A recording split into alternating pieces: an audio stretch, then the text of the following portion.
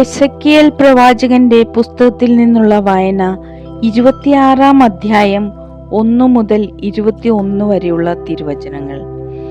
ടൈറിനെതിരെ 11-ാം വർഷം മാസത്തിന്റെ ആദ്യ ദിവസം കർത്താവ് എന്നോട് അരുളി ചെയ്തു, മനുഷ്യപുത്ര, ജെറുസലേമിനെ കുറിച്ച് ടൈർ പറഞ്ഞു, ജനതകളുടെ കവാടമായ അവൾ തകർന്നിരിക്കുന്നു, അത് എനിക്കായി തുറന്നിരിക്കുന്നു, അവൾ നശിച്ചിരിക്കുന്നു, അങ്ങനെ ഞാൻ സമ്പന്നയാകും. അതിനാൽ ദൈവമായ കർത്താവ് അരുളി ചെയ്യുന്നു, ടൈർ, ഇതാ ഞാൻ നിനക്കെതിരാണ്. കടൽ തിരമാലകളെ എന്ന പോലെ ഞാൻ അനേകം ജനതകളെ നിനക്കെതിരെ അണിനിരത്തും.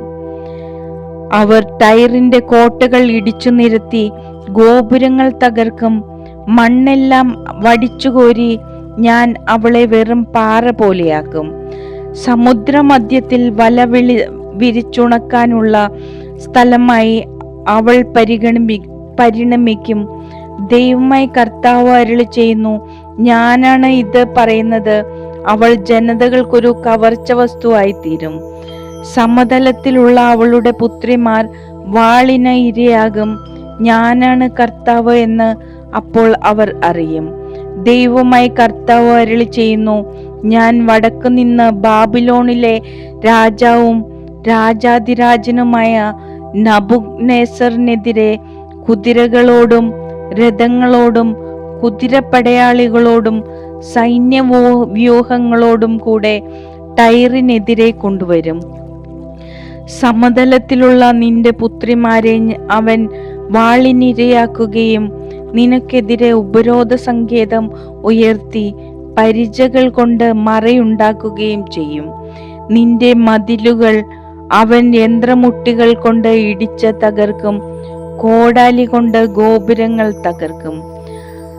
അവന്റെ അശ്വബാഹില്യത്താൽ ഉയരുന്ന പൊടി നിന്നെ മൂടിക്കളയും. കോട്ടയിടിഞ്ഞ പട്ടണത്തിലേക്ക് കടക്കുന്നത് പോലെ അവൻ നിന്റെ കവാടത്തിലൂടെ പ്രവേശിക്കുമ്പോൾ കുതിരക്കാരുടെയും വണ്ടികളുടെയും രഥങ്ങളുടെയും ശബ്ദം കൊണ്ട് നിന്റെ മതിലുകൾ നടുങ്ങും. കുതിരകളുടെ കുളമ്പുകൾ കൊണ്ട് നിന്റെ തെരുവീഥികൾ അവൻ ചവിട്ടിമെതിക്കും. നിന്റെ ജനത്തെ വാളിനിരയാക്കും. നിന്റെ ഉറപ്പുള്ള തൂണുകൾ നിലം പതിക്കും. അവർ നിന്റെ ധനം കവർച്ച ചെയ്യുകയും വ്യാപാര ചരക്കുകൾ കൊള്ളയടിക്കുകയും ചെയ്യും. നിന്റെ മതിലുകൾ, നിന്റെ മനോഹരമായ ഭവനങ്ങളും അവർ നശിപ്പിക്കുകയും കല്ലും മണ്ണും മരവും സമുദ്രമധ്യത്തിലേക്ക് വലിച്ചെറിയുകയും ചെയ്യും. നിന്റെ സംഗീതത്തിന്റെ സ്വരം ഞാൻ നിർത്തും, വീണാനാദം മേലിൽ കേൾക്കുകയില്ല. ദൈവമായ കർത്താവ് അരുളി ചെയ്യുന്നു, നിന്നെ ഞാൻ വെറും പാറ പോലെയാക്കും. വല വിരിച്ചുണക്കുന്നതിനുള്ള സ്ഥലമായി നീ തീരും. ഒരിക്കലും നീ പുനരുദ്ധരിക്കപ്പെടുകയില്ല.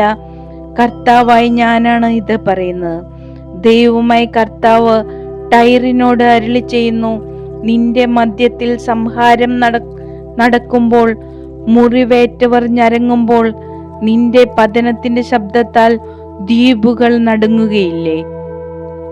അപ്പോൾ സമുദ്രത്തിലെ എല്ലാ രാജാക്കന്മാരും സിംഹാസനം വിട്ടിറങ്ങി മേലങ്കികൾ മാറ്റി അലങ്കൃത വസ്തുക്കൾ ഉരിഞ്ഞു കളയും. അവരെ വിറയൽ പൊതിയും. അവർ നിലത്തിരിക്കുകയും ഓരോ നിമിഷവും ഞെട്ടുകയും നിന്നെ ഓർത്ത് ഭയചകിതരാവുകയും ചെയ്യും. നിന്നെക്കുറിച്ച് അവർ ഉച്ചത്തിൽ വിലപിച്ച് പറയും, സമുദ്രമധ്യത്തിൽ ശക്തിയും കീർത്തിയും പരത്തിയ നഗരമേ, കരയിൽ ഭയമുളവാക്കിയ നീയും നിന്നിൽ വസിക്കുന്നവരും സമുദ്രത്തിൽ നിന്ന് മാഞ്ഞു പോയതെങ്ങനെ? നിന്റെ പതന ദിവസം ദ്വീപുകൾ വിറയ്ക്കുകയും നിന്റെ തിരോധാനത്തിൽ സമുദ്രത്തിലെ ദ്വീപുകൾ സംഭ്രമിക്കുകയും ചെയ്യുന്നു.